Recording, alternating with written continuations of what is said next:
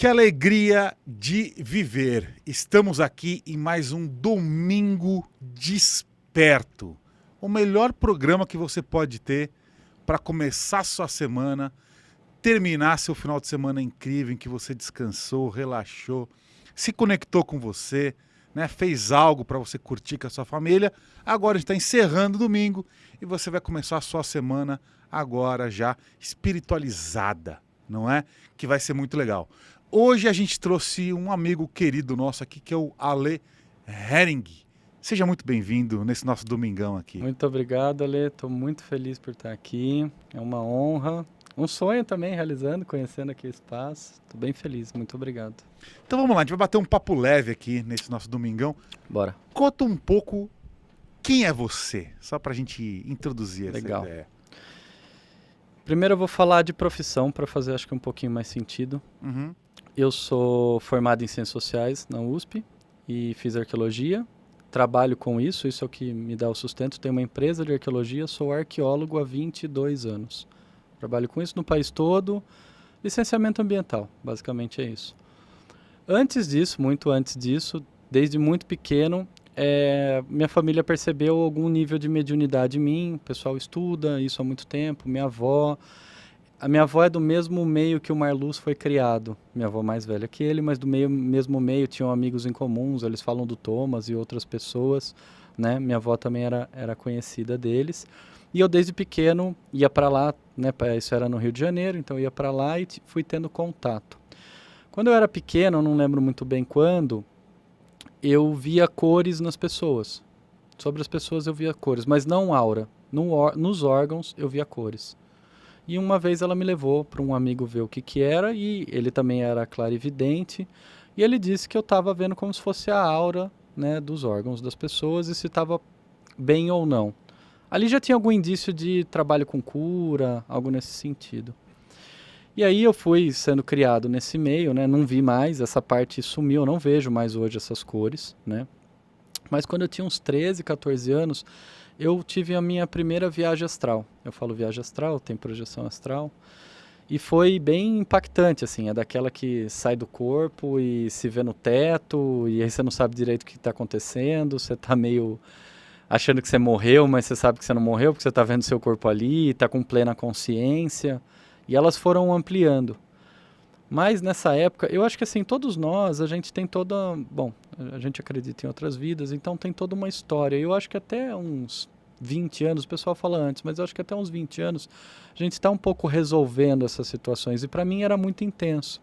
Então nessa etapa de começo dessa parte da viagem astral, era tudo muito intenso. Então eram sempre seres um pouco mais obsessivos, eu fazia umas viagens mais... Primeiro local que eu fui em viagem astral consciente conduzida foi pro Vale dos Suicidas, que eu nem sabia que era o Vale dos Suicidas, e eu fui descobrir depois. Lógico, achei estranho, vi umas pessoas lá em sofrimento, achei esquisito, mas era um moleque de 14, 15 anos de idade, e foi isso. Mas desde o primeiro, assim, desde muito novo, 10, 11 anos, minha avó bibliotecária, eu sempre li muito, pegava os livros dela, lia e ia estudando. Então, a Profecia Celestina, acho que é um dos primeiros livros que eu li, que quem é do meio conhece bem. E fui já tentando fazer o que aparecia lá. Lá fala de uns exercícios de você olhar para as plantas, assim, e ver a aura em volta. E depois conseguir tentar se comunicar de uma outra maneira. É um livro bem, bem legal, assim. E eu fui sempre fazendo isso e estudando cada vez mais e intensificando essas viagens, né? Minha família tem toda a parte que é da Umbanda, tem da parte que é kardecista, na realidade espírita. Então, ao mesmo tempo, já desde adolescente, eu já frequentava mesa branca, eu já tinha essas experiências com os espíritos.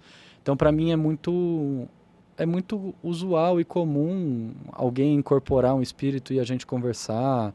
Eu não tenho medo, não tenho receio, não acho que ele vai fazer algum mal para mim. Entendo muito bem essa situação, porque desde muito novo eu fui tendo contato com isso.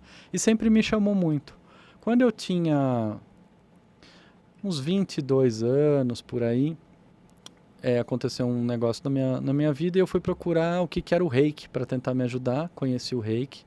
Fiquei, assim, estupefato com o que fez comigo, me ajudou muito em poucas sessões.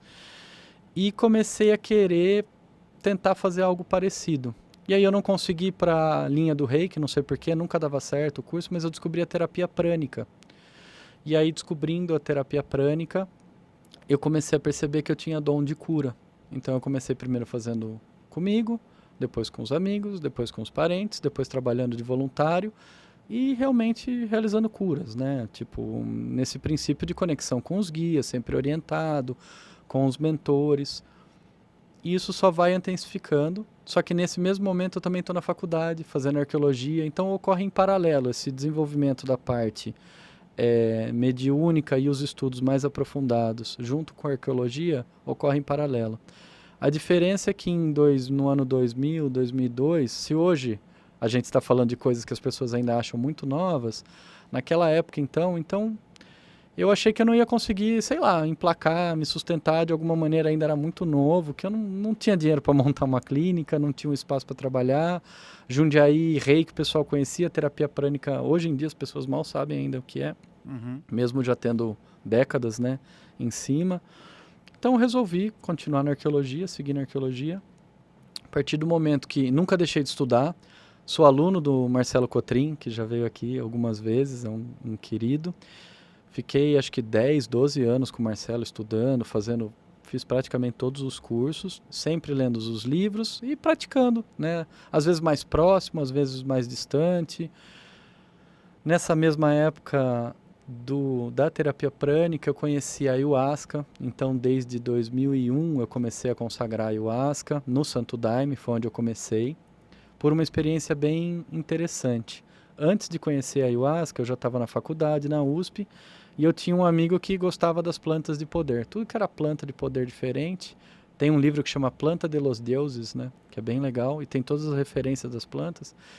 Ele apareceu com esse livro lá, e ele sempre conseguiu uma planta diferente, e tinha uma que chamava Argyreia nervosa. E um dia eu falei, tá bom, vamos tomar essa Argyreia nervosa. Fui para uma praia, tem todo um procedimento lá que você tem que fazer. Ingeri, minha namorada da época não tomou e eu tomei para ficar de olho, né, para ver, sabe Deus, né, o que poderia acontecer, não sei, intoxicar, alguma coisa do tipo. E eu tomei. Quando eu tomei, eu tive o que eu considero que é meu segundo despertar, mas o meu grande despertar. Primeiro, eu pensei que eu tinha morrido. Então eu tive essa experiência que a gente tem com as plantas de poder de morte, né? Morte desse ego antigo, desse eu antigo. E comecei a chorar a minha morte. Eu falei, eu morri, meu Deus do céu, tomei uma planta, morri, o que eu vou falar para minha mãe? Coitada, ia para minha namorada, vão achar um corpo lá e tal.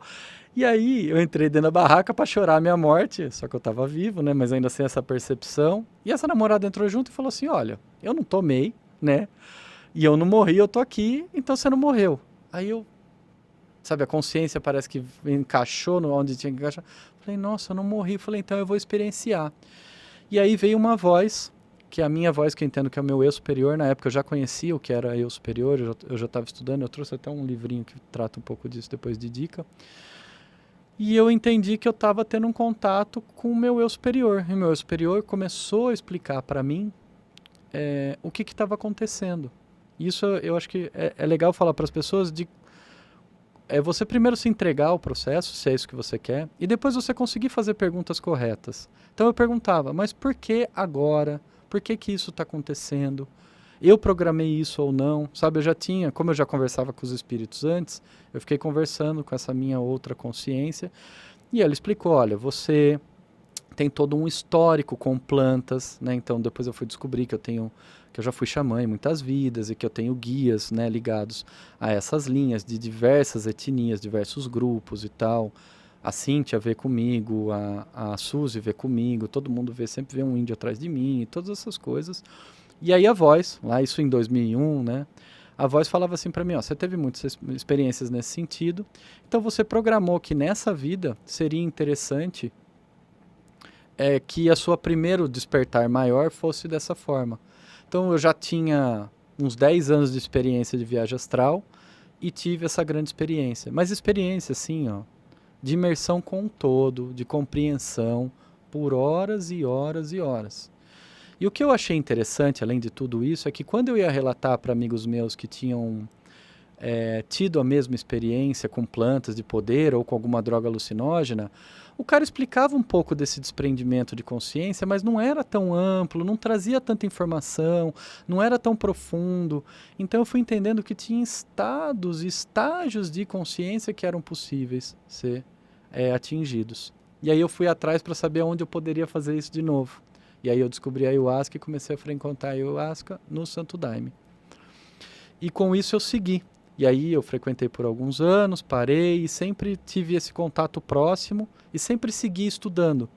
E ao longo da vida eu fui tendo muitas e muitas experiências, tipo encontros, outros médios chegavam e falavam, quem que é esse médico que te acompanha? Né? O pessoal normalmente, o pessoal espírita, eles vão trazer mais essa linha, né? Se você for na Umbanda, eles vão trazer mais, sei lá, um Preto Velho, Oxóssi, algo equivalente. Se alguém hoje, né, que a gente está mais na linha dos multidimensionais, aí vão trazer os multidimensionais, os Blue Avians e outros seres do tipo. Pleiadianos. Assim, os Pleiadianos e afins. Então, eu achei interessante de ver e ir estudando e aprofundando isso. Isso sempre moldou a minha vida. Eu não consigo me explicar e me reconhecer sem a espiritualidade, eu totalmente imerso. É lógico que com empresa, eu fiquei anos dedicado à empresa, fiquei um pouco mais distante, não praticava tanto, né? Retomei talvez essa prática uns 5, 6 anos atrás, mais intensa, né? De colocar em movimento tudo isso e agora ainda mais, mas é algo que faz parte. Então, como é que eu me entendo? Eu me entendo como um ser, um espírito que já teve muitas vivências nesse planeta. Eu lembro de vidas de, sei lá, cara, 7.000 anos atrás, não sei. Eu lembro de vida no Egito, eu lembro de vida mais antiga que o Egito. Eu lembro de muitas coisas, eu tive essas experiências em sonhos, assim. Qual que seria essa vida de 7.000 anos atrás? Essa vida de 7.000 anos atrás era num grupo tipo caçador-coletor. Uhum. E nesse grupo eu era tipo um líder espiritual desse grupo, mas eu fazia mau uso dos meus dons. Uhum. Então é como se eu manipulasse todo mundo para eles acharem que eu era tipo o Deus deles, assim, nesse grupo específico. Isso me causou muitos transtornos ao longo das próximas vidas até recuperar. Mas essa é uma vida que eu lembrei uma parte e a Cíntia trouxe a outra parte disso. Depois que ela veio aqui no programa, eu fui atrás e aí ela foi fazer aquele trabalho dela e ela trouxe essa informação. Mas eu lembro de assim, como eu faço a viagem astral, na viagem astral eu tanto vou para o passado, como para o futuro, como para o presente, como para o presente nesse plano, o presente no astral, em corpo mental. Eu já tive algumas com seres em outros planetas, com naves de outros planetas, coisas do tipo, assim, eu já tive muitas e muitas, assim, dezenas e dezenas. E é interessante quando vem essas das vidas, porque é difícil você saber que é uma vida sua. Mas ao longo do tempo e passado muito tempo dessas experiências que eu fui vendo o que era a minha vida, o que eu era mentor de outra pessoa. Então hoje em dia eu consigo diferenciar muito bem quando era eu que estava vivendo aquela vida, quando eu era mentor de uma outra pessoa, qual foi a experiência. Então eu lembro pelo menos umas 15, assim, mas eu sei que, né, tem algumas outras que elas estão conectadas, assim, dá para entender, né, como é que elas funcionam, por exemplo. Que nem esse anel. Esse anel eu lembro dele de outras vidas. É um anel que já esteve comigo outras vidas. Mostra ele aí sem levantar o dedo do meio. Para qual câmera? Esse anel, é legal você contar a história, que foi o Marluz que materializou para você, certo? Foi o Marluz que materializou para mim. Tá. Na realidade, ele tá comigo sempre, por isso que ele tá aqui. Ele nem sai do meu dedo, é muito difícil eu tirar. Eu preciso girar, passar coisa nele, senão ele sai. E é um anel que faz mais ou menos... Eu lembro dele de muito tempo atrás, e aí... Porque assim, eu tenho uma memória... Eu lembro das coisas, esqueço das coisas, depois eu lembro de novo, eles ficam, né, aparecendo. E mais ou menos 1 ano e pouco atrás, é interessante saber disso, porque eu também tenho que dar os créditos às pessoas. A Moana, que já veio aqui também 2 vezes, ela entrou em contato comigo e a gente começou a fazer um trabalho inicial de fazer o trabalho que ela faz, né? E num determinado momento, eu vi esse anel no astral, com um fractal meu. E aí eu lembrei do anel. Eu falei, nossa, o meu anel de pedra vermelha. Que é um anel de pedra vermelha, é isso que ele é. E ela falou assim, você tem esse anel, eu vi também e tal. E a gente acabou saindo como se fosse num momento, ano passado, numa missão para resgatar esse anel e fazer outras coisas. E tudo bem, esse anel foi resgatado, mas ele ficou no astral. É um anel meu do astral. Uhum. Até comecei a conversar com a Cíntia sobre isso. Cíntia, No plano espiritual. tem plano um anel. sutil. Tem um anel no astral. Tá Eu chamo bom. astral por causa da minha consciência, do meu ensinamento, minha base espírita. Então, mas Sim, assim, sim. qual plano, não tenho ideia. E eu comecei a falar, tem um anel, ele é interessante, esse anel tem uns códigos, vai me lembrar de coisas importantes e tal, e beleza. Aí num dado momento, Marluz vem aqui no programa, eu sou fã de vocês, vejo Marluz, e fala assim, esse é o cara que vai me ajudar a achar meu anel. E esqueço. Esse ano, ou foi ano passado, não, foi esse ano, num evento de vocês eu conheci o Marluz, no começo do ano, ou fim do ano passado, eu não lembro qual, acho que foi fim do ano passado, não lembro qual foi, conheci o Marluz e tal, vi ele materializando para outras pessoas, achei muito interessante, e continuou a ideia na minha cabeça. Aí, esses últimos tempos, a gente foi ficando mais próximo, teve o nosso encontro em casa esses dias, e ele materializou.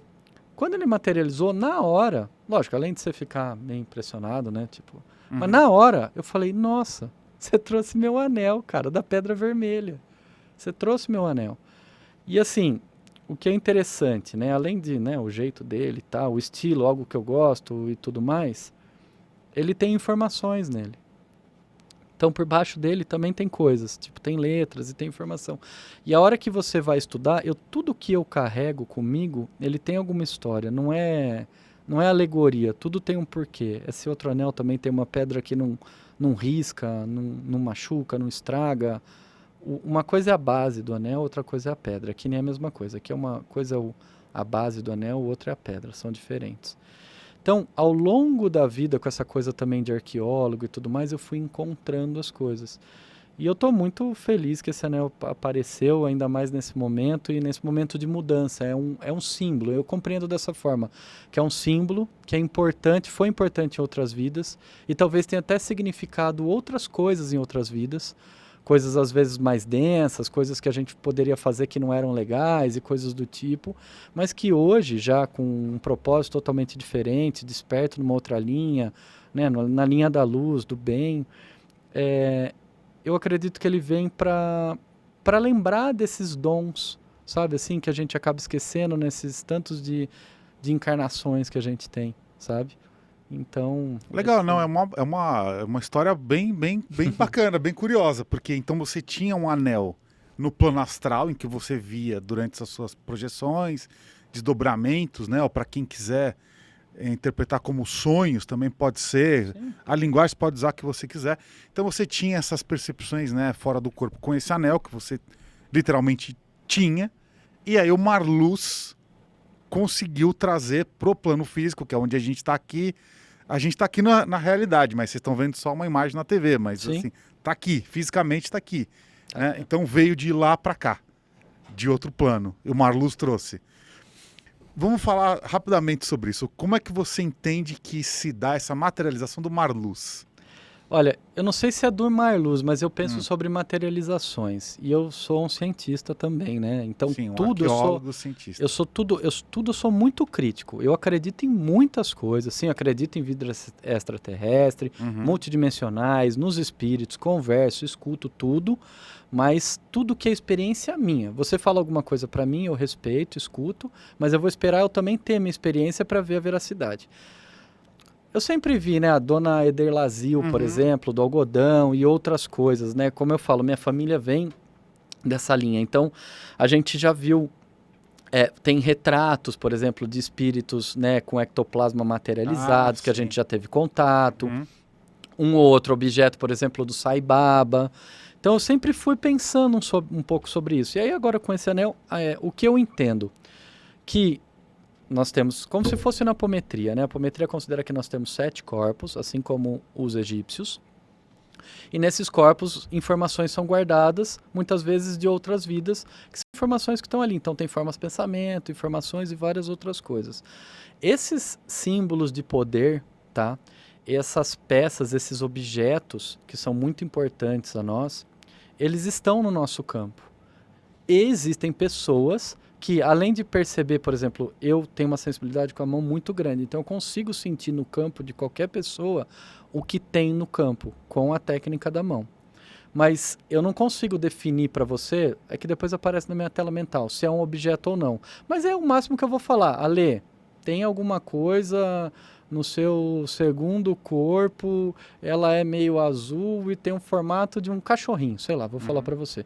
É isso que eu vou te passar. Eu não vou conseguir pegar a coisa e dar para você. Eu acredito que o Marluz e outras pessoas que fazem isso, o que eles estão fazendo é trazendo como se fosse uma réplica com materiais possíveis de serem trabalhados por ele e pela pessoa, porque também tem toda uma discussão. Por exemplo, um anel. Aí vamos dizer que esse anel é de ouro, com um rubi, que vale um dinheirão e tal. Não é o propósito do anel, entende, para mim. Ele é um símbolo, ele está trazendo uma informação, ele está me lembrando de um dom. Eu tenho vários outros, essa pedra é outra. Eu tenho tantas coisas para me lembrar sobre as coisas, então não faz sentido para mim realmente que realmente seja um rubi e um anel de ouro. Pode ser, não importa, mas entende? Porque o propósito não é monetário. É a mensagem. Não é a mensagem. Claro. E o Marluz, ele fala isso, é uma carta para você. Eu sou só o carteiro. Toma a carta, te entrego a carta, entende? Então o que eu vejo exatamente isso. Eu vejo que é como se fosse uma réplica do que está disponível no campo e no local que ele está naquele momento. Se está disponível materializar átomos de ouro, diamante, rubi, seja lá o que for, legal. Mas imagina como é complexo isso, né? Se a gente for pensar o nível de complexidade desses átomos e essas... né? Quando ele está aqui na matéria, para um diamante ser formado, são milhões de anos atrás. O diamante mais novo, tirando os sintéticos, os lab-grow, ele foi formado há 140, 160 milhões de anos atrás. Apesar dele estar ainda podendo sair da Terra hoje em dia e ser encontrado, e subir num duto de Kimberlito, seja lá o que for, ele foi formado nessa época, entende? Então ele demorou todo um momento para ser formado e está aguardando ali. Então, como eu vejo essas materializações? Eu acho que pode ter um teletransporte, eu acho que certas pessoas teletransportam mesmo de um local para outro, seja como for. E outras, também num dado momento, ou a mesma pessoa, ela faz uma réplica para te lembrar e te passar uma mensagem que é muito importante. Para mim é muito importante eu ter encontrado e estar com ele. Me lembra de potencial, de poder, de eu poder usar meu poder para o bem, não para manipular as pessoas, para fazer mal. Mas o contrário, para trazer luz, para seguir com o meu trabalho, com o meu propósito, do que eu faço parte, do que eu acredito. Então, é mais ou menos dessa maneira que eu compreendo hoje. Se eu tiver mais informação mais para frente, eu mudo a opinião sem problema nenhum. Mas é isso, é tentativa e erro e tentando dentro do que eu tenho de informação agora. Eu entendo que isso é uma réplica de algo que talvez já tenha existido, né? E está disponível para me lembrar uma informação muito importante de quem eu sou. E cada vez mais eu reconheço quem eu sou e os meus dons e ao que eu tô ligado, os grupos que eu faço parte, qual é a minha função. Cada vez mais isso vai ficando mais forte em mim, sabe? Assim, forte de sentir com o corpo, não só com a mente. Eu sou muito racional, eu sou ar, então não é aquela coisa lógica. Tira o lógico e começar a entender mesmo o que é isso, sabe? E esse símbolo serve dessa forma. E você entende muito de cristais também, né? Você além de ser um arqueólogo, tipo Indiana Jones, você entende muito de cristais, você trouxe um aí pra gente também. Eu trouxe, tá aqui, um presente pra vocês. Vou só tirar que fica mais bonito pra mostrar. O guru, lembrando, ele está de férias. O guru está de férias. Na Europa. Ó. Está de férias na Europa, ele vai passar um mês em Paris, viajando enlouquecidamente lá. Então isso aqui é uma ametista. É uma ametista. Uma geode. É um geodo, um pedaço de um geodo de ametista, das ametistas menorzinhas. Tá, muito legal. É algo que eu trabalho e que eu trouxe para vocês deixarem aqui, para comemorar os 3 anos, também como um presente do programa, mas para lembrar desse poder de transmutação, tá? Ela é sua, você pode fazer o que você quiser. Eu só programei ela para transmutar. Ela está programada para isso. Se você quiser colocar outra programação, você pode mudar. Como assim? Explique-nos. Ela tá... Todo ser cristalino... Ele é como se fosse um computador, tá? Só para ficar um pouco mais claro, é como se ele fosse um computador.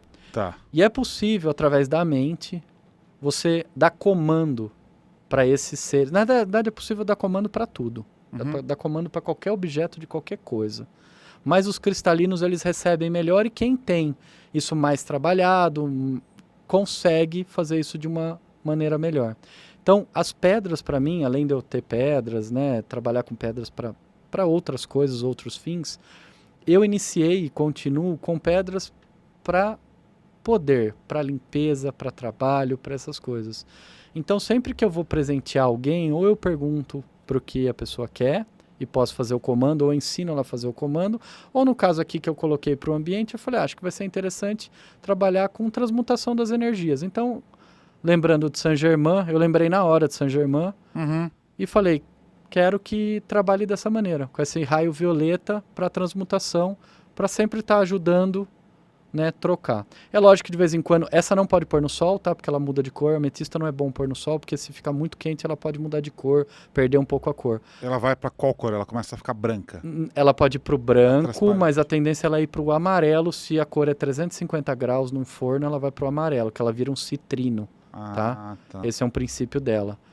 Mas ela pode mudar de cor de muitas maneiras. A tendência é ela perder a cor, se ela ficar no sol. Então, para limpar, água com sal. Um balde de água com sal, deixa um dia lá. E você pode dar o comando para ela. Você sempre dá um comando, é uma ordem. Tudo que você quer, você dá um comando.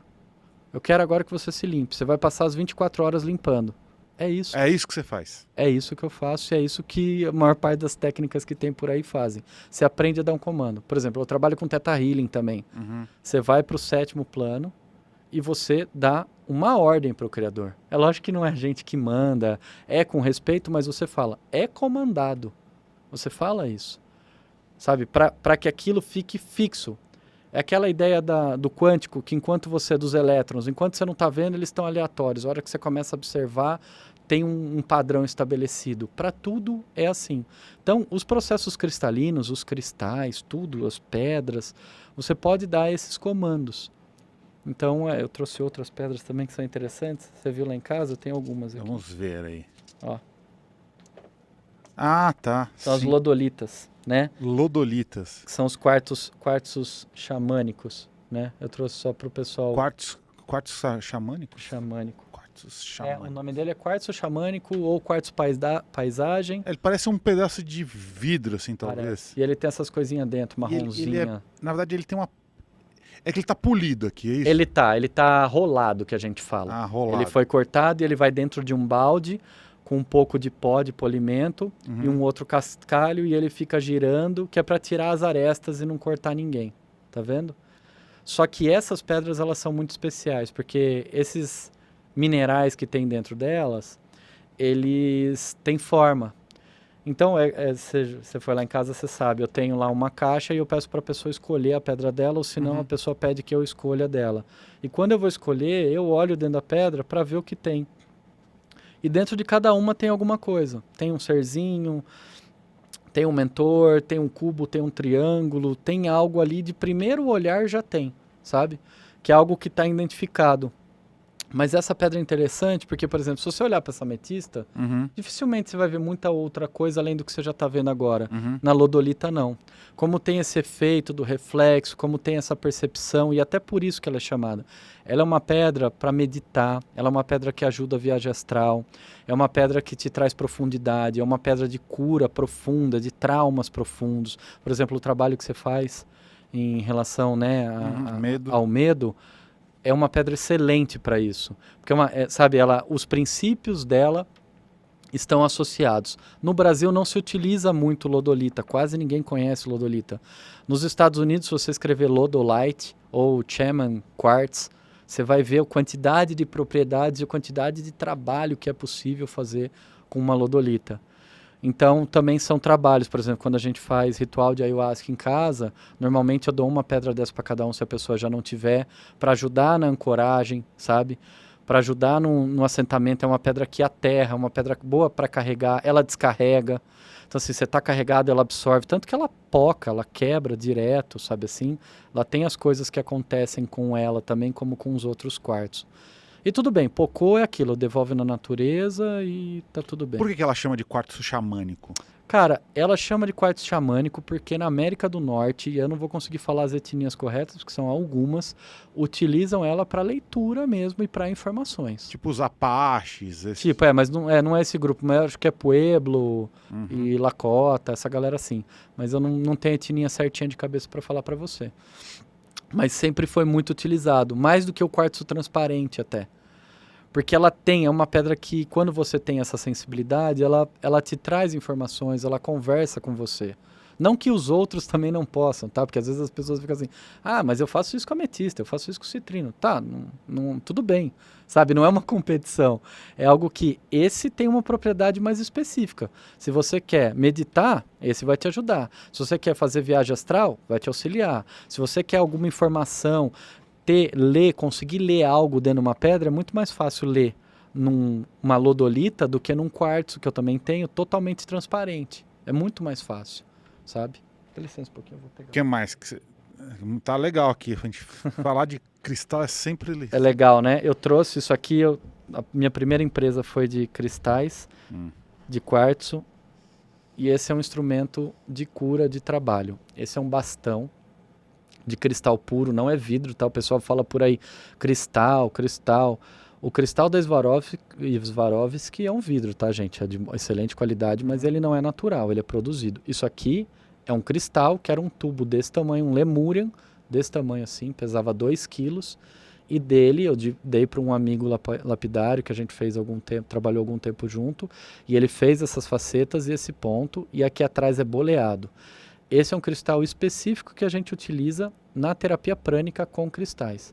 Então, quando eu vou fazer a limpeza, eu posso fazer com a mão, mas eu posso fazer mais intensamente com um cristal desse. Isso aqui é como se fosse uma bazuca, vamos dizer assim.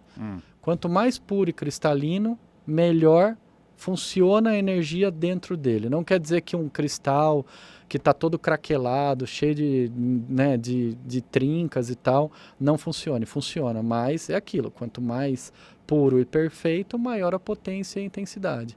Esse é um dos mais potentes que eu tenho, que eu fiz. Posso pegar ele Fica, aqui? vontade. E realmente, olhando assim, ele parece que é uma peça de vidro. Parece. Porque ele é tão transparente. Uma peça dessa é raríssima. Isso aqui é um quartzo? É um quartzo. Mas ele é totalmente transparente. Tá vendo? Aqui ele tem um negócio. Eu tenho uma marquinha. Dentro dele aqui, ó, no meio dele tem um pouquinho aqui. E ali na beirinha. Eu falo que ele é 99% limpo. Eu vendi muitos desses, eu ainda tenho alguns. 99,9. Eu vendi alguns desses, eu tenho alguns na coleção. Ele tá tão limpo quanto a taça. Essa taça de cristal que é feita, né? Isso é uma raridade. Provavelmente eu e umas 5 pessoas no mundo têm, assim. Não é algo que se tem, se faz. Ele é muito transparente. Os que tem por aí são de quartzos crescidos em laboratório, tá? Ele cumpre uma função parecida, mas não é a mesma coisa. Esse quartzo, sei lá, levou 200 milhões de anos dentro da Terra para ser construído. Um quartzo crescido em laboratório leva, sei lá, autoclave mais vagabunda 1 mês, talvez, não sei, um pouco menos. Mas aí, como é que vocês fizeram aqui? Era uma peça grande de quartzo, era uma peça desse tamanho de quartzo. Procurando uma ponta de quartzo Lemurian. Eu não trouxe o bruto, eu tinha em casa, mas eu não trouxe o bruto.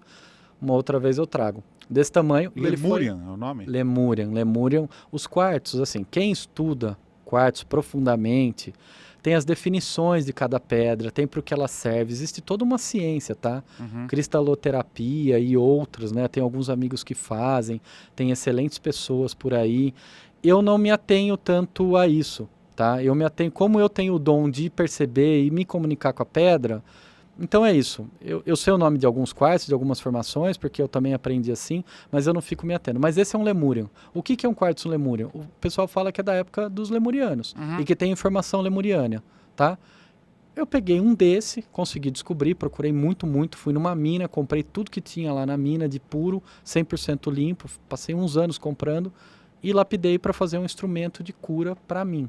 Então esse é o meu instrumento de cura. Porque... Quanto vale? Só, desculpa, não sei se valor monetário. Fácil uns 10 mil dólares, mas assim, eu não venderia, por 100 mil dólares eu não venderia. Assim, na verdade não venderia nunca porque não é dinheiro, mas... Sim. Desse jeito, puro. Essa peça, Aham. eu acho que ela pesa umas 700, 800 gramas, assim. Uhum. É muito, muito raro mesmo, Então, sabe? uns $10.000. No É mínimo, interessante, hein? no mínimo. Hoje em dia eu não sei quanto que tá o Muito quilo legal. disso e como é que é, assim. É impressionante, ele é muito E esse é todo transparente, feito à mão, tá? A gente tem os feitos à máquina, que as facetas são mais perfeitas, tá? Isso tem a ver com Vogel, dá pra ver, é tudo Aham, feito à mão. aham. Tem a ver com um cara que chamava Vogel e ele falou que ele descobriu qual era o ângulo aqui que é melhor de projeção e tal. Cara, eu vou falar assim, desculpa a todas as pessoas que eu vou ser um pouquinho polêmico. Eu estudei muito isso, muito profundamente, e eu cheguei à conclusão que é muito difícil, tá? Não que o Vogel esteja errado, mas que esse ângulo seja feito. Aqui o Vogel tem um outro ângulo aqui maior, tá? Um mais aberto aqui e um outro aqui. O Vogel tem duas pontas. É muito difícil atingir numa lapidação, talvez agora com as máquinas novas, o ângulo correto que teria para seguir o princípio Vogel. Então aqui ele está próximo. Vamos dizer que eu não lembro mais quanto que é o ângulo, mas ele é... O princípio Vogel seria o quê? Só para Não. deixar bem, as pessoas não sabem o que é isso em casa. Então, na realidade é o seguinte, o Vogel estudou que se você fizesse uma lapidação específica com facetas específicas num ângulo específico, a energia entraria de uma maneira melhor e canalizaria de uma maneira ampliada ainda melhor. Basicamente, traduzindo é isso, tá? Para não entrar em conceitos muito complexos. É isso, tá? Então todo mundo começou numa certa época, há 20 anos atrás, ou um pouquinho mais, 25 anos atrás, a copiar cristais e fazer cristais Vogel. Só que o Vogel tem uma outra ponta aqui, o Vogel original. Na terapia prânica a gente não põe outra ponta aqui, porque o mestre Showa, que é quem trouxe a terapia prânica, ensinou pra gente que era muito fácil de contaminar pessoas e o ambiente com essa outra ponta. Então a gente faz boleado para captar mentalmente no braço e trazer para cá. É isso que a gente faz, tá? O que eu aprendi ao longo dessas 2 décadas mexendo? Faz muita diferença a pureza do cristal, faz se ele tem uma ponta para projetar que não precisa ser perfeita. As facetas um pouco faz diferença, mas não faz muito. Basicamente é isso. Se esse ângulo é de 54, esse é de 25, se o cara conseguiu ser preciso ou não, a diferença é muito mínima. Por quê? Isso aqui é um instrumento que está amplificando o que está na sua mente. Então você precisa, do mesmo jeito, trazer para a mente e projetar no cristal para ele passar dentro do sistema cristalino e amplificar. Entendeu? Tanto que muitas pessoas falam, isso é bobagem, não precisa. Pega uma ponta que nem aquela sua ali, ó, e faz a mesma coisa com essa ponta. Entendeu? Essa ponta aí, ela tá natural. Não fizeram nada, só cortaram a base dela. Tá, então no caso, esse seu cristal seria um tipo esse Veio de um aqui? negócio desse, só que desse tamanho gigantesco. Tá. É tipo isso. Só que aí ele foi cortado e lapidado. Esse aqui a gente vê que ele é impuro, né? Isso. E esse aí tá 99% puro. Exato. Aqui ele tem um negocinho, tá vendo? Aham. Mas é isso. É uma ferramenta... Lê, quando você utiliza? Normalmente eu não utilizo com a pessoa direto, assim. Porque tem uma potência muito grande. Você tem que ser... É que eu sou um praticante já de muito tempo. Então eu consigo ter um controle maior. Um praticante novo, a gente não dá ferramentas desse jeito. É como se desse uma Ferrari para alguém que acabou de tirar a carta. Não é só acelerar e frear. A gente sabe que se acelerar demais, destrói o carro, capota o carro. É a mesma coisa isso aqui. Esse aqui eu utilizo muito para trabalhos à distância e curas muito complexas, assim. É para isso que serve. Você conseguiria demonstrar alguma coisa pra gente fazer, pra eu tentar sentir algo, ou não faria sentido isso? Eu acho que não faz sentido, porque seria como se fosse uma projeção só, de não tem visualmente, ninguém vai ver nada. Só Sim, mas eu poderia mede. narrar o que eu estou sentindo. Pode, você pode pôr só a mão na frente. Ah, Assim, pode ser assim, ó. sim. Vou colocar uma luz azul, tá? Ela é um prana azul, ela é tipo um frio.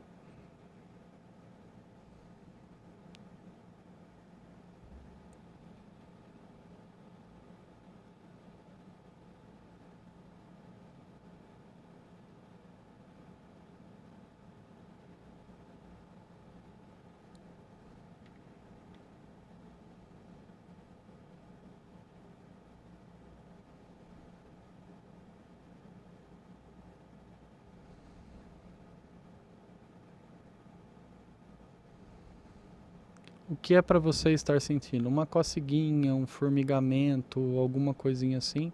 Eu sinto como se fosse uma... Ou nada também, tá tudo bem. Eu tô sentindo como se estivesse jogando um vento gelado, assim, ó, É isso. na minha mão. Pode ser uma maneira de Tipo explicar. Tipo um assopro, assim, ó, Mas mais frio assim, né? gelado.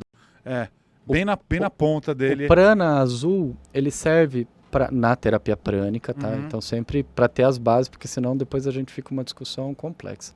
Na terapia prânica, o prana azul, que sai do meu chakra da garganta, eu projeto ele para minha mão, dentro desse cristal, e daqui ele sai para sua mão. Ele é um prana de consolidar coisas, esfriar coisas, acalmar. Então ele pode ser utilizado para colocar as pessoas para dormir, para, por exemplo, eu aqui tô com a mão machucada, então estava muito quente, estava ardendo muito. Antes de começar, eu projetei não com ele, com a minha mão, prana azul para acalmar, eu já tô calmo, já não sinto mais nada. Tem todas as cores do arco-íris, tem as cores dos pranas, e para cada um serve alguma coisa. Daqui também a gente tem um prana verde, que serve para limpar. Então, quando eu estou projetando, eu estou fazendo um movimento horário, e quando eu estou limpando para tirar, eu estou fazendo um movimento anti-horário.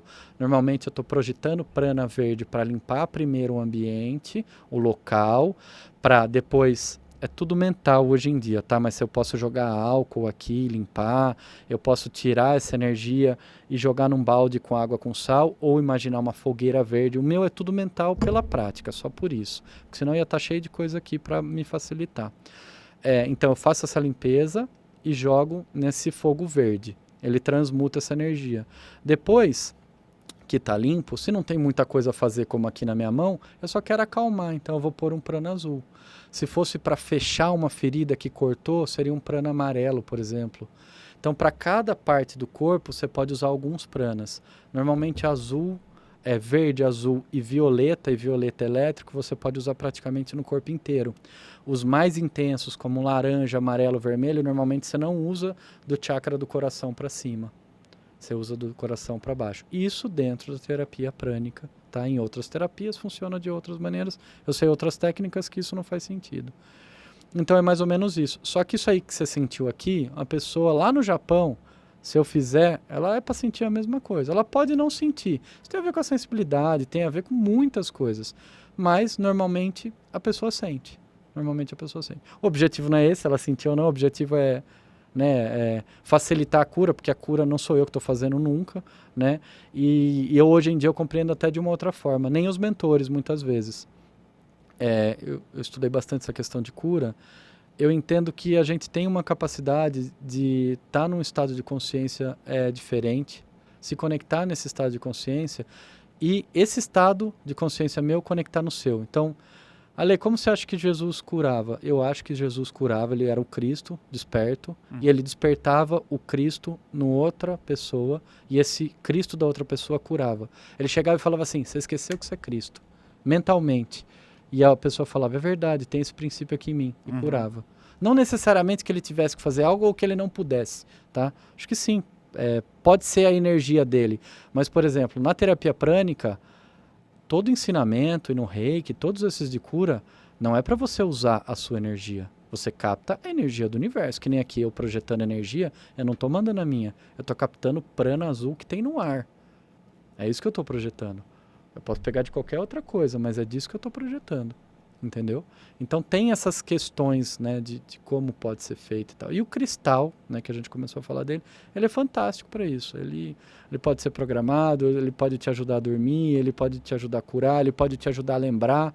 Eu falo que nas coisas, todas as coisas eu vou colocando tags. Se eu preciso lembrar de alguma coisa, eu coloco como se fosse uma ideia naquela coisa. Coloco uma ideia naquilo. Toda vez que eu olhar para aquilo, ele vai me lembrar daquela ideia. E cada vez que eu vou reforçando, ele vai me lembrar daquela ideia. Que é o começo da nossa conversa. Por que dos anéis? Porque eles me lembram de uma ideia. De que eu estando na vigília, esqueço. Porque eu não estou na minha consciência elevada o tempo todo. Lógico que não, né? Eu sou um ser humano normal.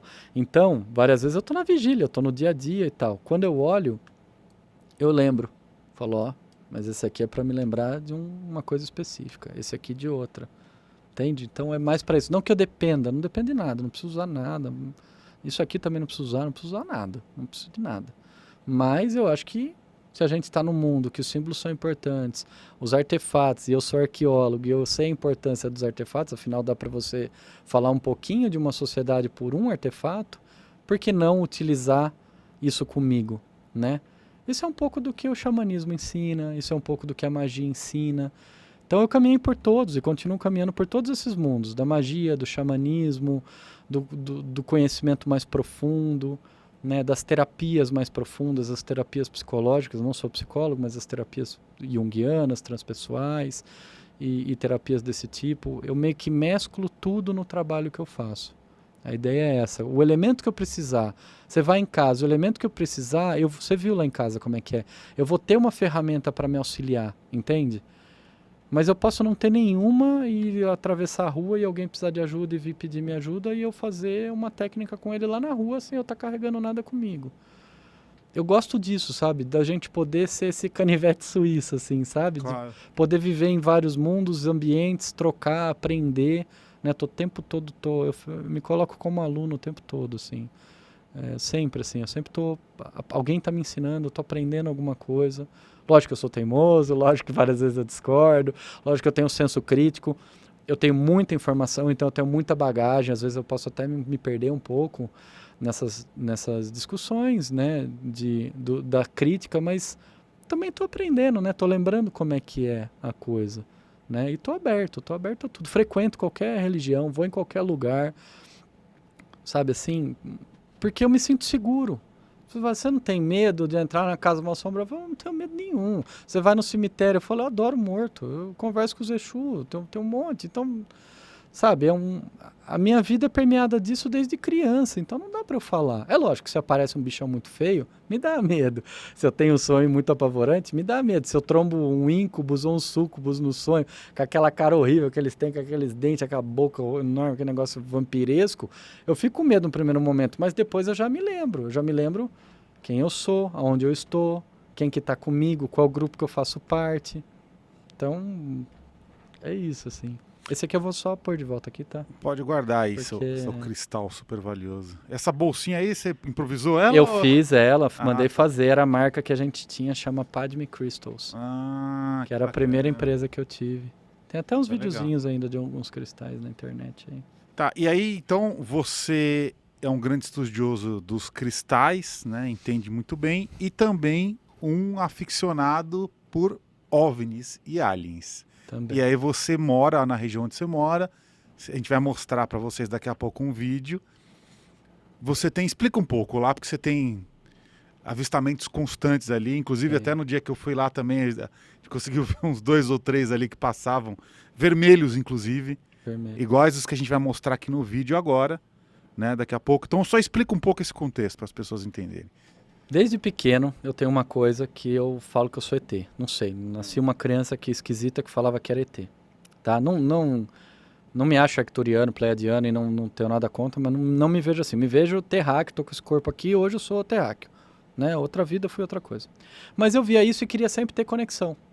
Meu tio físico, estudioso, gosta muito de UFO, começou a me orientar isso desde pequeno, então desde muito pequeno tinha contato. E deitava lá para ficar pedindo para os ET vir me buscar. Tava até lembrando disso ontem.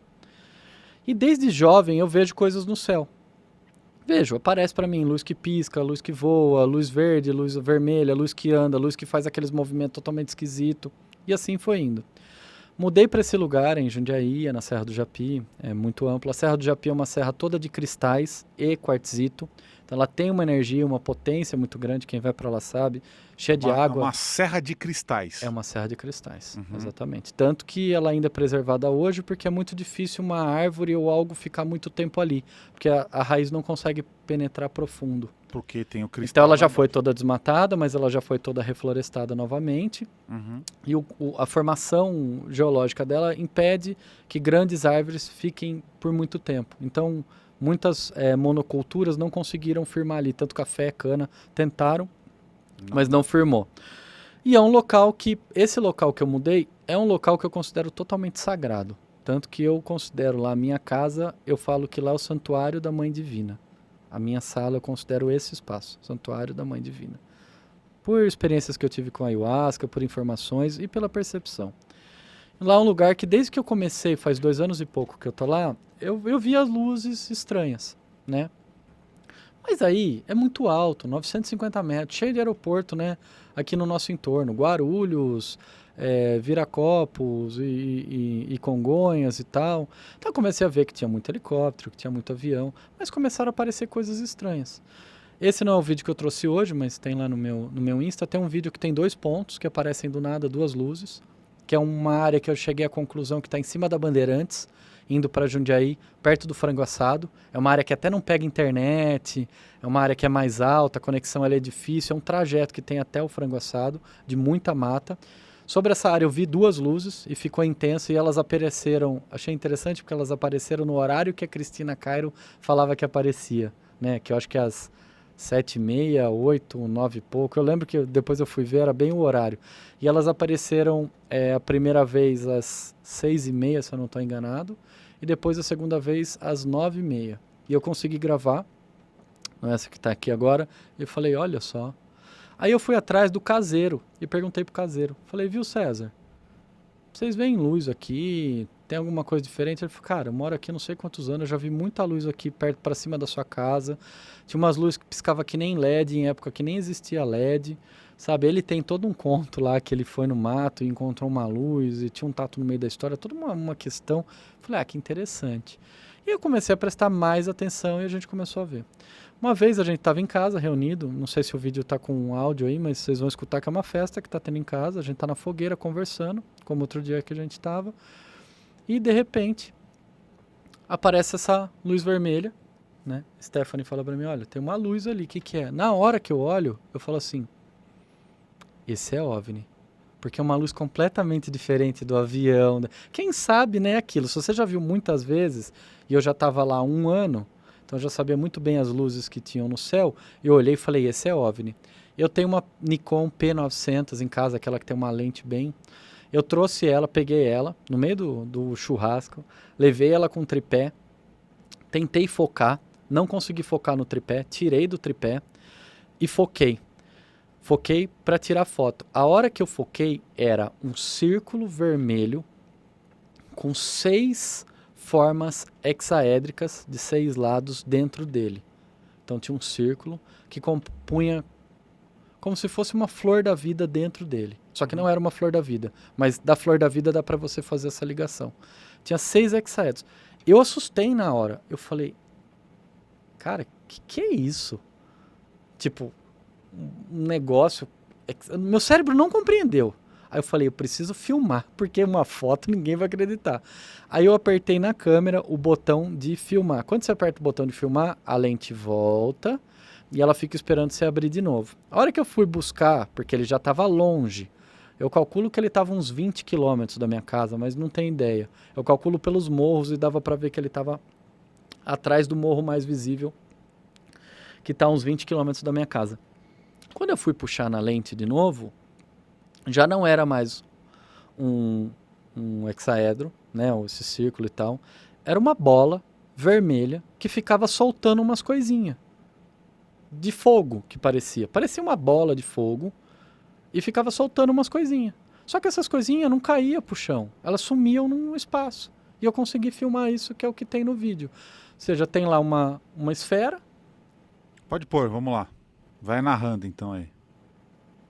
Tá, esse daí já tá um pouquinho mais avançado. Ele vai ficar em loop. Ó, vocês vão ver que a parte de baixo tem um negocinho branquinho que dá pra ver que na realidade ele é meio azulzinho, tá? Então tem ele que é esse orbe vermelho. Tem o entorno dele que visualmente eu não via, que é isso que a gente tá vendo como uma sombra, que eu imagino um campo de força. que parece um campo de força. E abaixo dele, de vez em quando, vai aparecer aí um risquinho. Isso daí é eu começando a focar, né? Então aí eu tô começando a focar, né? Vai Clica demorar no vídeo, Eric. Pode clicar no vídeo. Clica. Isso, você pode ir pausando. Isso. Exatamente. Aí, ó, mais ou menos no 20 segundos, 18 segundos, se você... Ele vai estar mais próximo, tá? Ainda tá distante. Deixa ele vir um pouco. Faz uma coisa, aumenta a claridade do vídeo, Eric, você consegue? É só clicar na engrenagenzinha. Isso, aí, exatamente. Aquela outra que tá lá, esse daí, o de baixo, pode puxar ele, vai. Vai. Aê, ficou bem intenso agora. Isso, legal. Vai dar pra ver melhor. Tá legal. Pronto, tá ótimo. Então vai. Então tá. Solta ele aí. Então, parece... ficou ótimo aí, porque dá para ver certinho. Tem a esfera de fogo em cima e uma bolinha de luz branca embaixo. Isso, e esse campo de energia em volta. Um campo de energia, exatamente. Em volta. Eu até no meu Insta, tá, o campo eu coloquei um filtro verde para ficar mais claro. O campo aparece em verde. Olha que tá? interessante. Olha que legal isso. Esse negócio na lateral esquerda dele, tá? Isso, tá vendo? Parece que tem uma energia mesmo aí. É, parece. Começa a sair do centro dessa coisa vermelha, dessa bola de fogo, sei lá, esse é o nome que dei. Ah lá. Começa a sair uma bolinha. Essa bolinha gira e ela desce e entra no negocinho azul. Ó lá, tá vendo? Quer ver? Põe mais pra frente. Ó, tá vendo que tá saindo? Deixa eu ver se vai ser. Ó, tá, parte de baixo, ó, girou. Ó lá, parou. Tá vendo que fora? Ó, então para um pouquinho aí, para aí. Tá vendo que virou dois? Uhum. Tem um no meio e tem essa bolinha. Essa bolinha, ela saiu de dentro dele, girou em volta. Aí você vai ver que ela gira e some. Isso vai soltando devagarzinho aí. Ó. Viu? Nossa. E aí ela entra dentro daquele negócio que tá agora um risco ali embaixo, ó. Volta frame a frame que você vai ver, ó lá. Caramba. Aí deixa aí caindo devagarzinho, frame a frame. Ela some dentro daquele negócio que tá ali embaixo. E ele faz isso mais 2 ou 3 vezes. Antes de eu conseguir... na verdade, na hora que eu tava filmando, me impressionou tanto, assim... E a câmera ficava tremendo, e a filmagem é isso, porque, gente, isso daí é 9 horas da noite, com a melhor câmera que eu tinha. Já tá maravilhoso isso. Sabe, dá pra ver e é isso aí mesmo. E, tipo, 8K vai vir daqui uns 20 anos, é desse jeito. Mas eu achei interessante porque ele ficava soltando esses trocinhos, cara. E olha só, porque aí alguém poderia até falar assim, mas isso aí são aqueles balões que ficam soltando rojão embaixo. Não é, porque a luz que tá ali, ó, ela tá fixa. Desceu essa bolinha branca embaixo, se fosse só um balão soltando rojão, ele ia, né? Olha lá, você pode perceber, ó, ela tá com uma luz. Sim. E aquela luz não tinha antes, ela literalmente desceu. Isso, ela dali. Desceu. E é o seguinte, o balão, nesse mesmo dia a gente filmou o balão, um balão caixa, bem bonito, cheio de lanterninha. Na câmera você vê o balão perfeito, como de noite eu pego um avião, eu vejo o avião perfeito. Isso daí não tinha formato sólido, isso daí é isso aí que você tá vendo. Não tem trabalho, não tem nada. Saiu da câmera direto para aí. É uma bola de fogo com um campo de energia em volta que fica soltando outras bolinhas de fogo que eu entendo que são sondas. É isso que eu compreendo. Isso é como se fosse uma nave-mãe. Não dá para saber o tamanho, mas não era pequena, porque ela está uns 20, 30... Nesse momento ela já deve estar uns 25, 30 quilômetros de mim, tá? Ou seja, não era pequena, afinal dava para ver. Era uma luz intensa, nitidamente, e é o seguinte, ele voava numa direção reta e contínua. Esse vídeo acho que tem 2 minutos e pouco, é isso? 2:24. Só que esse negócio ficou no ar no mínimo uns 8 minutos, depois eu não consegui captar mais, porque depois que eu perco essa filmagem, eu tento captar de novo, já está muito longe, eu não pego. E lembra, quando eu fui atrás para buscar a câmera, eu fui até dentro da minha sala, peguei a câmera, corri para lá com o tripé, foquei, não deu tempo. Tirei do tripé, coloquei em cima do parapeito lá, do deck, aí eu apoiei certinho aí que eu consegui buscar essa imagem. É muito interessante. É só interessante. vocês filmarem um balão à noite que vocês vão ver que não tem nada a ver. Mas ela fazia algum movimento específico, ela ficou... Cara, ela ia reto, contínuo, reto. Só isso que ela fazia. Como se ela tivesse... Eu entendo. Eu trabalho com drone há mais de 10 anos. Eu tenho diversos drones. Entendo muito de drone, bastante mesmo assim. Não tem nenhum drone aí que seja pagável para qualquer pessoa física que faça isso ou que tenha qualquer coisa do tipo, que não tenha hélice, que não qualquer coisa do tipo. E ela voava constante, eu vejo como se ela estivesse mapeando uma área e soltando esses outros negocinhos que giram em volta dela. Aquele primeiro que o Eric tá legal colocou, esse daí, que tá mais de longe. Ela tá um pouco mais focada, ela tá com a lente, né? Só com o foco da lente. Só na lente. Ele é bem interessante mesmo, porque parece que é uma esfera com um campo de força em volta. Vai, pode dar o play aí, de novo. Ô Eric, depois tenta ir frame a frame, que nem você foi de novo. É um pouquinho mais pra frente ainda. Aquela que ele já solta um ali, ó. Não sei se você consegue ver na beiradinha, já tinha um negócio em volta. Sim, dá pra ver. E não é que ele cai como num balão, que tá pingando ele vai cera. descendo, Não, bicho, ele gira em volta. Que cera que gira em volta do fogo e depois cai, entendeu? Não existe isso, cera que gira em volta. Ó lá, viu que ele deu um loop, ó, volta um pouco. Ó, Vai frame a frame. Não, é absurdo isso. Olha, ó. Ó, tem, na verdade, se você olhar ali, tem uma esfera girando em volta da esfera vermelha. Exatamente. Né? Como se fosse um... Ó, tá vendo que ele vai para trás da esfera e depois ele vem isso para mesmo. frente de novo, ó. Tá girando. Ó, vamos lá, volta. Vocês podem perceber que tem o núcleo e aí tem meio que parece uma coisa atravessada assim. Ele tá girando dentro e em volta do núcleo vermelho. A gente não tá falando da bolinha, a gente tá falando dessa... Tem uma esfera pequena que gira em volta desse... Ó, lá daí dá pra ver bem, ó. Que ele deu uma repuxada pro lado esquerdo, né? Olha lá, aí agora ele começa tipo soltar, tá vendo? Pode dar um play nessa cena só pra gente olhar. Pode voltar um pouquinho mais?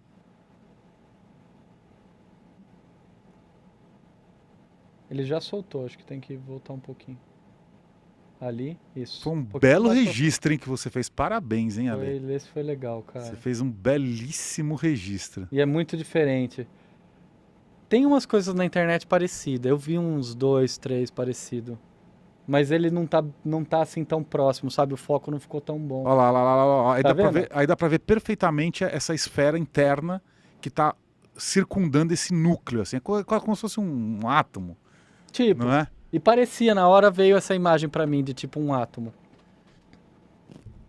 Nossa, é muito interessante. E assim, cadê a asa disso aí? Cadê a hélice? Como é que esse troço voa, cara? Cadê o quê? Como é que um negócio de fogo voa no céu? Não conheço nada. Ali dá pra ver, agora, volta bem um pouquinho.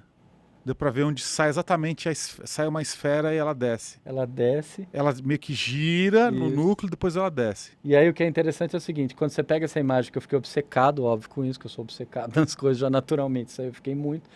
E tá vendo? Tem um pra cá e tem outro pra lá. Ela desce e ela entra naquele troço lá embaixo lá.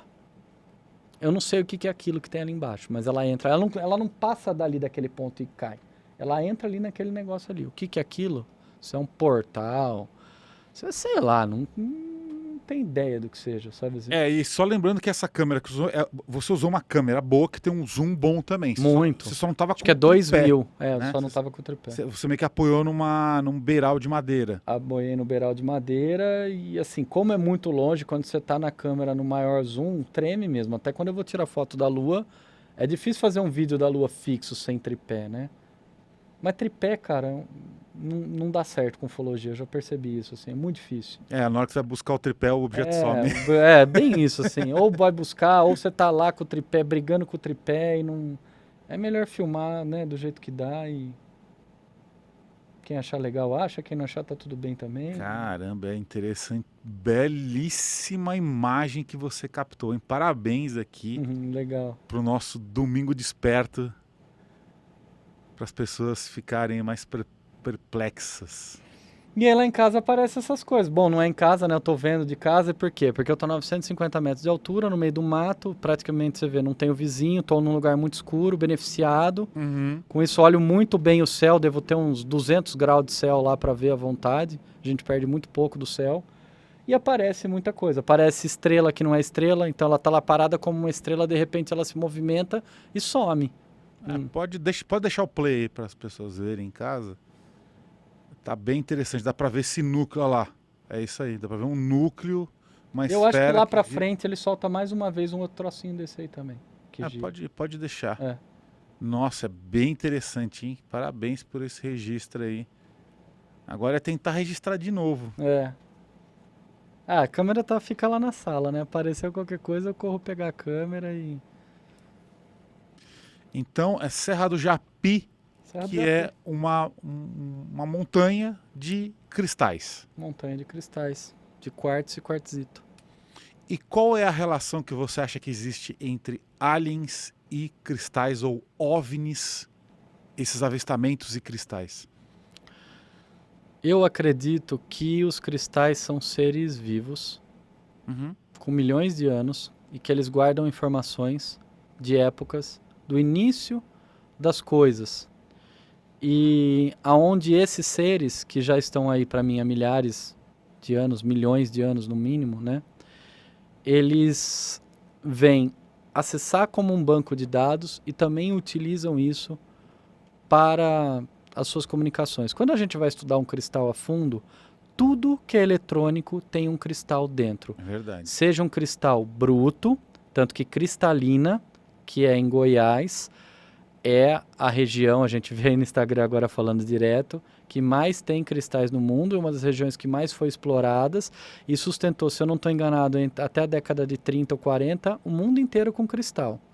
Aí, na década de 40, os japoneses começam a conseguir criar em laboratório, crescer em laboratório cristal, e hoje em dia os nossos relógios não usam mais a pedra de cristal natural. Eles usam o quartzo sintético, que é igualzinho. Ele é cultivado e cresce com pó. Você pega um monte de pó de cristal, de baixa qualidade, coloca num líquido, pressão e temperatura, e ele vai se acumulando e formando placas, e essas placas a gente utiliza para tudo que tem. O cristal ele tem um princípio que é a piezoeletricidade. O cristal, sob pressão mecânica, ele gera energia, ele dá um pulso. Eu não sei se lá em casa você acendeu o fogão, eu não tenho um acendedor de isqueiro, eu tenho um acendedor que dá choque. Aquele pino é um negócio que faz uma pressão dentro, os acendedores antigos, faz uma pressão dentro de uma peça de cristal e ela solta um raiozinho, e é aquele raiozinho que eu acendo. Esse é o princípio de todo cristal. Isso é o princípio do 0 e 1, que é o princípio de tudo que é eletrônico que a gente tem aqui, de como ele se comunica. 0 e 1, 0 e 1. Energia, não energia, positivo, negativo. Com energia, sem energia. Eu entendo que esses seres, seja lá de onde eles vieram, se eles estão aqui dentro mesmo, na Terra, se eles estão nos mares, se eles vêm de fora, e eu tenho muitas teorias sobre isso, eles sabem desse conhecimento que a gente está começando a aprender agora, eles sabem desse conhecimento e se utilizam. Então, tem uma facilidade, eu acho, que para absorver energia, transmutar, deixar informação. Por exemplo, a gente pega esses locais aí trazendo para a arqueologia, esses locais com as gravuras, esses locais de avistamento, esses locais que estão alinhados, as constelações, né? Todos esses monumentos antigos, Stonehenge, aqui no Brasil também tem, ou as pirâmides, elas estão sempre associadas ao que era importante para a época, o céu e todas as coisas. Eu entendo que é como se fosse a mesma coisa, da mesma coisa que os nossos antigos, eles se utilizavam de certos locais, eles tinham informações e símbolos para que os outros que viessem depois, ou os da mesma etnia, pudessem compartilhar daquela informação. Eu entendo que esses seres extraterrestres, ou não, ou intraterrenos, ou qualquer coisa do tipo, ou que venham de outras dimensões, que para mim é o que faz mais sentido, eles pegam esses materiais cristalinos e embutem informação, extraem informação e conseguem se apropriar de alguma maneira. Porque todo local, pelo menos que eu conheço, que tem muito cristal, tem muito avistamento. Chapada do Veadeiro tem muito cristal, tem muito avistamento. Pirinópolis tem muito cristal, tem muito avistamento. Jundiaí, com a Serra do Japi, a Serra do Japi mais do que Jundiaí, mas a Serra do Japi tem muito cristal, tem muito avistamento. E assim por diante, começa a ver isso. Sabe, começa a ir reparando a quantidade de avistamento que tem associado aos minérios. Eu gosto muito dos minérios, estudo também os minérios, e eu começo a ver que parece que realmente existe alguma ligação. Então eu considero que os cristais são computadores que a gente, sabe, não aprendeu a mexer direito, só aprendeu a fazer uma coisa eletrônica, mas tem muito mais ainda para trabalhar, para explorar e tudo mais. Toda a base, né, da computação é feita em silício. Silício. Né? Então, a consciência da máquina que está despertando, né, da inteligência artificial que está despertando, Sim. vem do silício. Sim. Será que existe algo aí escondido que pode renascer ou surgir? Eu acredito que sim. Eu acredito que faz muito sentido os seres terem a possibilidade, a vida na Terra, ela é abundante de tantos aspectos, no universo, então a gente fica limitado, primeiro a gente ficou limitado achando que que o Sol girava em torno do planeta, aí depois a gente descobriu que o planeta gira em torno do sistema solar, e aí tem as galáxias, existe um Sol central, existe um buraco negro no meio das galáxias, existem milhões de galáxias e assim por diante. Olha o tanto de coisa que a gente, né, descobriu nesses últimos 100 anos, vamos colocar assim. Por que não a possibilidade de terem seres que a matéria não é carbono? que a matéria é sílica, que a matéria é, sei lá, cara. Tem a tabela periódica inteira só nesse planeta e nos outros, entende? A quantidade de possibilidades que tem de vidas e de informação e associado a isso. Isso sem considerar ainda os outros planos e as outras dimensões, que aí esse negócio fica ainda maior e ainda mais doido, né? Quando você coloca essa questão, muda muito, né, as coisas. Então eu entendo dessa forma, que são seres vivos, não só os cristais, tá? Todas as pedras. Na realidade, aqui nessa mesa eu considero que está tudo vivo, assim. Eu considero que tudo aqui tem uma energia, tem uma informação, tem um tipo de vida. Não é como a nossa, mas guarda uma informação. Tanto que na paranormalidade, eu tenho um tipo de paranormalidade que chama psicometria. A psicometria é quando você tira informação de objetos ou do ambiente, informações que estão ali. Então, às vezes eu posso pegar um objeto e vir uma imagem na minha tela mental. Às vezes eu entro num ambiente, vem uma informação para mim, vem uma sensação no corpo, vem uma imagem, vem alguma coisa. Eu tenho isso. Então, assim... Você consegue demonstrar pra gente com esse objeto aqui, por exemplo, com essa ampulheta? Então, eu não tenho um domínio e um controle de falar assim, essa ampulheta vem de algum lugar. Uhum. Eu não tenho isso. Mas eu tenho a percepção de que se tem algo ali para eu captar, quando eu toco, vem. Então tem muita coisa que eu toco e não vem nada. Tem um monte de coisa que eu toco e não vem nada. Ver.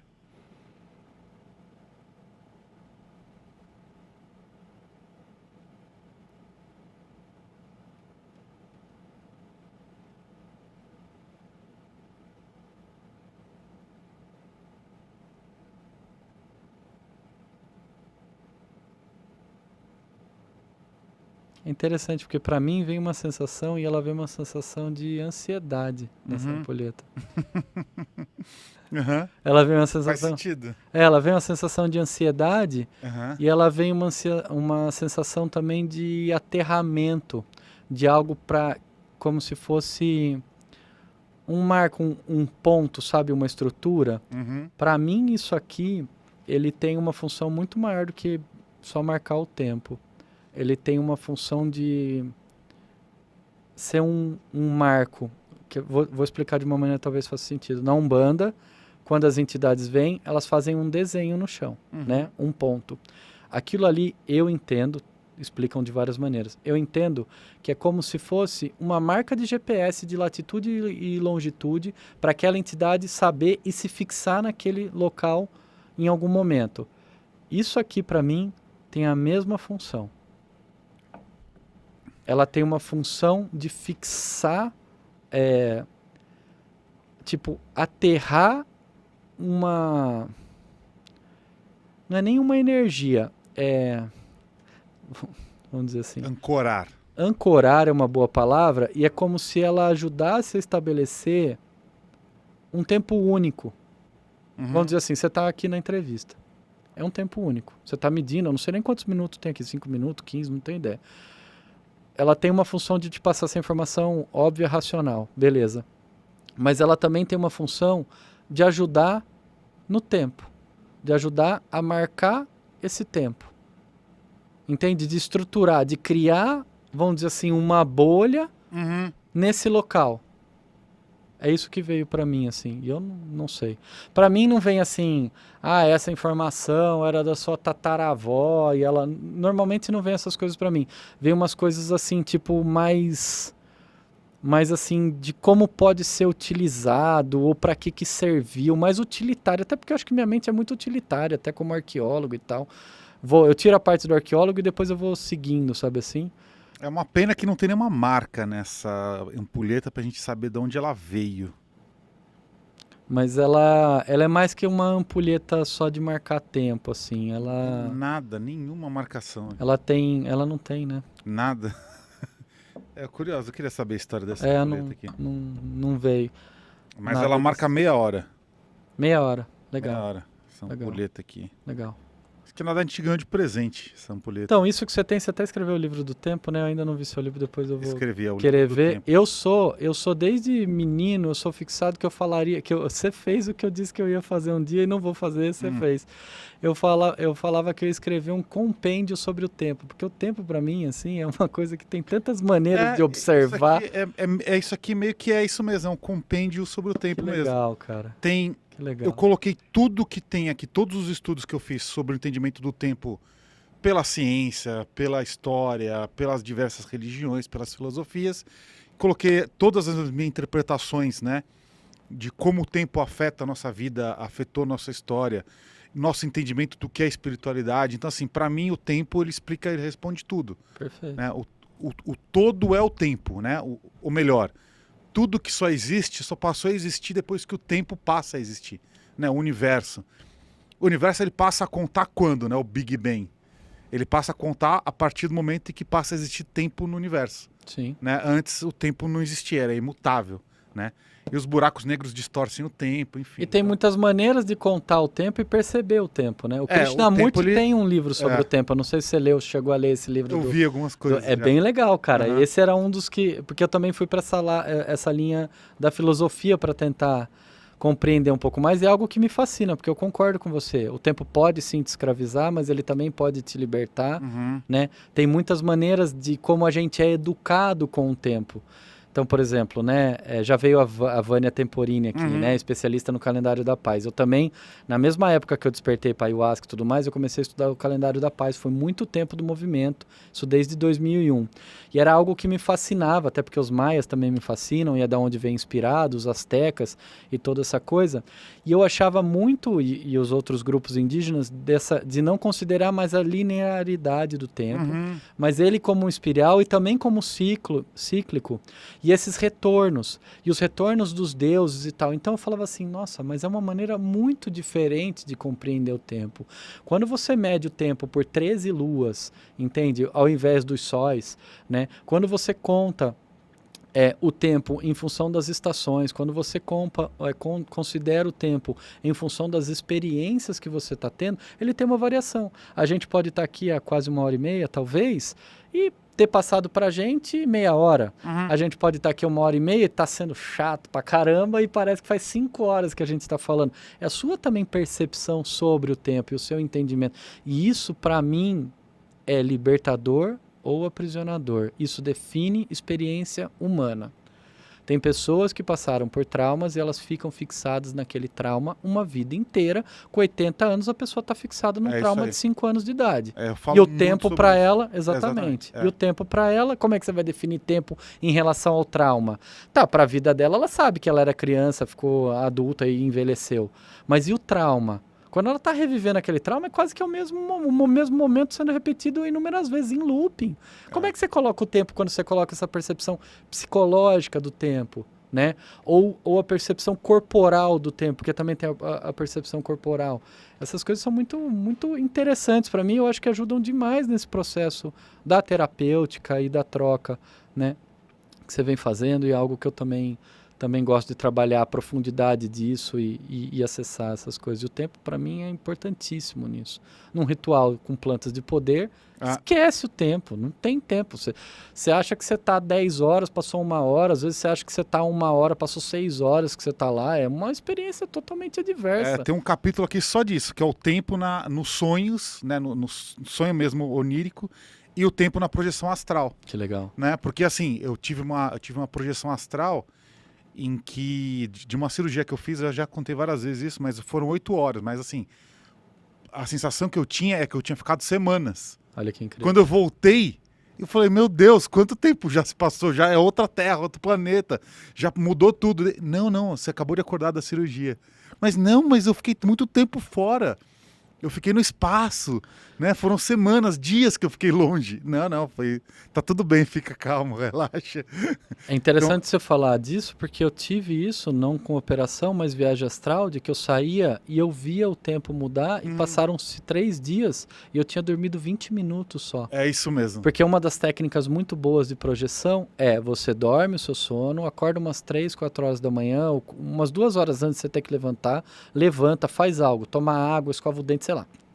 mexe uns 15 minutinhos e volta a dormir. A tendência de você fazer uma projeção é muito grande. Então eu sabia a hora que eu tinha acordado, porque eu olhei no relógio, e vi a hora que eu voltei. Tinha passado 20 minutos, mas a experiência foi 3 dias inteiros, de estudo, experiência, ver pessoas, conversar com amigos. Eu dormi no lugar lá.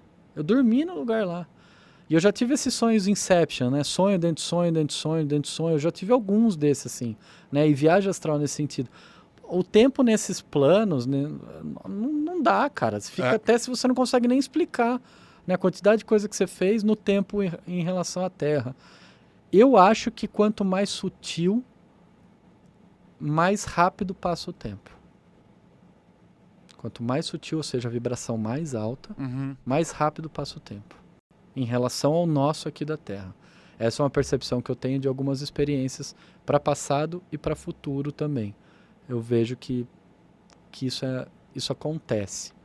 Não sei se tem alguma lógica. Mas... E o que eu acho que é muito legal, né, assim, eu comecei a enxergar tudo da perspectiva do tempo, né? Então, por exemplo, isso aqui, né? O que é isso aqui? Isso aqui é tempo, né? Isso é tempo. Isso aqui é tempo. É uma cápsula do tempo que a gente segura. Qual a diferença disso aqui, né, de um cristal, para nós que somos matéria orgânica? É que o tempo de cada composição, de cada união de matéria e átomo é diferente. A matéria orgânica é literalmente o processo mais acelerado de reciclagem, de movimentação, de transformação que existe. Isso aqui são milhões de anos capturando... E essa é uma lodolita também. Congelando... Tá? Essa aqui? É. Isso aqui, na verdade, o que é? Isso aqui é tempo, que é informação congelada. É informação. É um quartzo lodolita. Tá vendo a parte de trás dele? Esse marrom com esse verde? Esses são os minérios associados à lodolita. Perfeito. Que estão na matriz que entrou nesse cristal na formação dele. Que é a mesma coisa que, por exemplo, aqui. Eu não lembro mais o minério que faz ficar roxo. Mas aqui tinha um cristal e entrou um mineral específico que dá essa cor. Outras fica fumê, outros fica citrinado, outros ficam verde, que a praseolita é um dos mais raros que tem. Mas praseolita mesmo, né? Não as radiadas e tal. Então, tudo isso é tempo. Na verdade, tudo que a gente vê são diferentes organizações de átomos no tempo. Então, tudo é tempo. Ou seja, o tempo responde todo o mistério da existência e da criação do universo. E da consciência também. Mas, enfim, esse aqui é bem denso, né? Legal.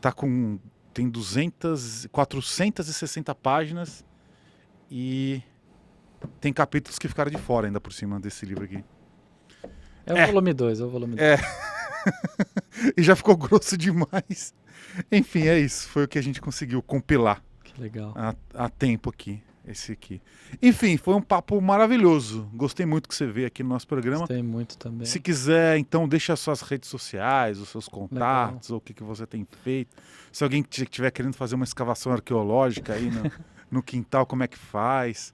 A parte de arqueologia é na empresa arqueológica com BR, é só entrar lá. E aí é para coisas, regra certinha, governo, licença, tudo bonitinho, bem estruturado. Para fazer arqueologia precisa de licença, precisa informar o órgão, precisa sair uma publicação numa portaria no DOU.